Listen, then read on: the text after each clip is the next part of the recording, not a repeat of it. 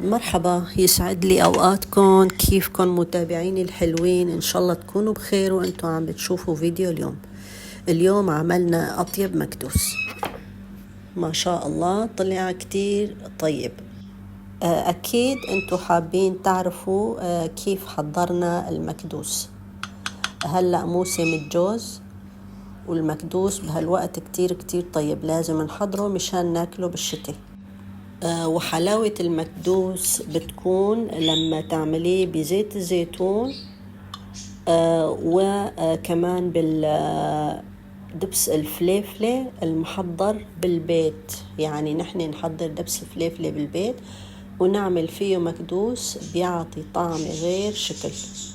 بس إذا ما في إجباري يعني بدنا ندبر حالنا ومنجيب هالأشياء من المحلات السورية الموجودة بالبلد اللي انتو فيه.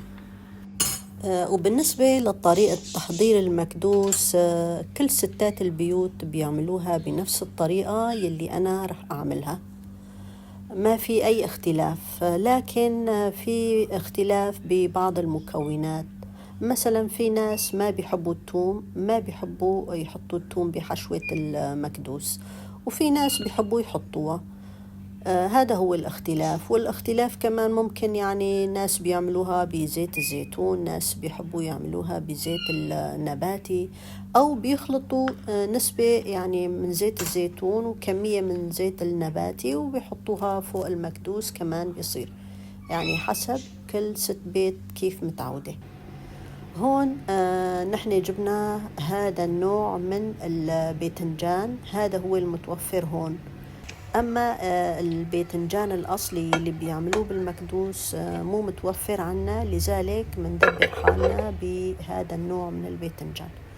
مثل ما شفتوا حطيت الباذنجان، غسلته أول شي طبعا، وبعدين حطيته بالطنجرة وغطيت عليها وصارت تغلي بهالشكل. هدول العيدان مثل ما انكم شايفين أنا ما شلتهم، هلأ بس يغلوا بعدين منشيلهم مع بعض لحتى نحافظ على شكل الباذنجانة. بعد ما انسلقوا الباذنجان حطيتهم هيك بالمي، مية الحنفية، لحتى يبردوا ولحتى نوقف كمان عملية السلق، وكمان لحتى يطلع لونهم حلو. وبعد هلأ ما طلعناهم من المي وصفيناهم، أول شغلة رح نعملها هلأ رح نشيل منهم هدول الرؤوس ورح نحطهم على جنب. شايفين أنا كيف عم بشيلهم؟ رح نعمل كل الباذنجان بنفس الطريقة لحتى تخلص معنا الكمية كلها.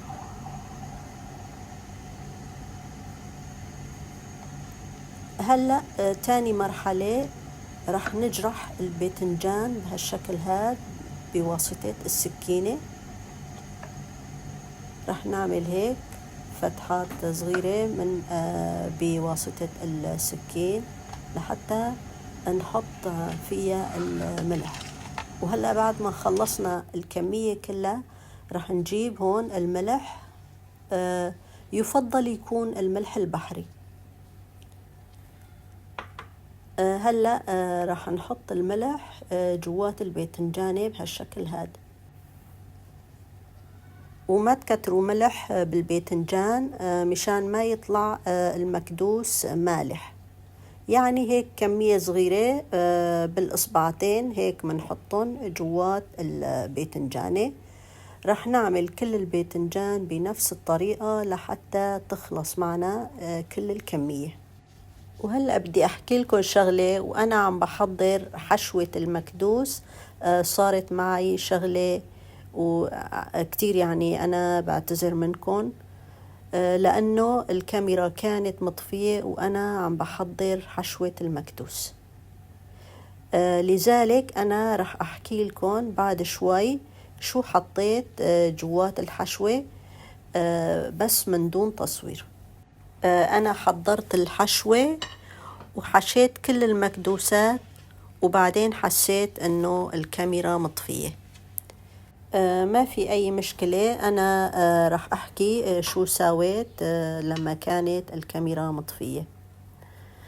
هون طبعا بعد ما ملحنا الباذنجان حطيناهم بالمصفاية وحطينا عليها طنجرة فيها مي، يعني ثقل،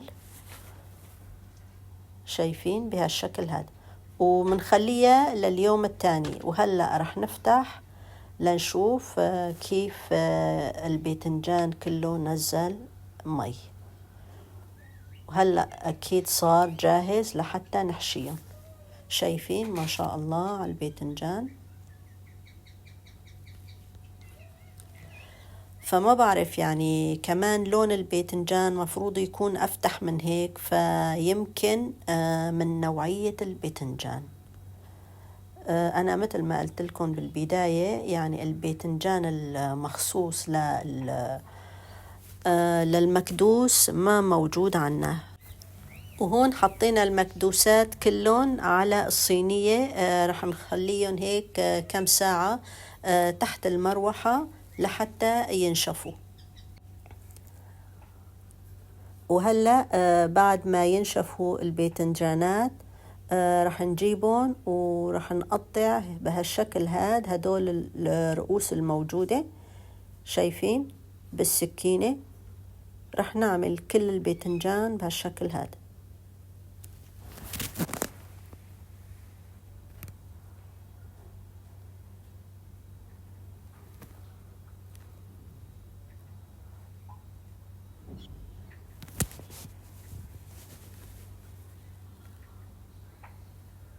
وهلأ خلصنا تقطيع الرؤوس بهالشكل هذا. صاروا هلأ جاهزين لحتى نحشيهم. ومثل ما قلت لكم أنا جهزت الحشوة هلأ جاهزة معنا. شو حطيت فيها؟ جوز، وحطيت كمان دبس فليفلة وشوية ملح إذا ناقصه، وكمان توم مدقوق، وبعدين حطيت عليها شوية زيت. والحشوة هيك بتكون جاهزة معنا لحتى نحشي فيها الباذنجانات ونساوي أطيب مكدوس. وكرمال ما يطول الفيديو معنا، هلأ رح أحشي المكدوس وارجع لكم. وهون حشينا المكدوسات بهالشكل هاد، صاروا بهالمنظر ما شاء الله، شكل ومنظر بشهي. وهلأ رح نحطهم بالأطرميزات وأرجع لكم. وهون أحبابي المتابعين حطينا المكدوس بالأطرميز، وألف صحة وعافية على قلبكم وعلى قلبنا. وإن شاء الله يكون فيديو اليوم نال إعجابكم ورضاكم. نلتقي بفيديو جديد ووصفة جديدة إن شاء الله.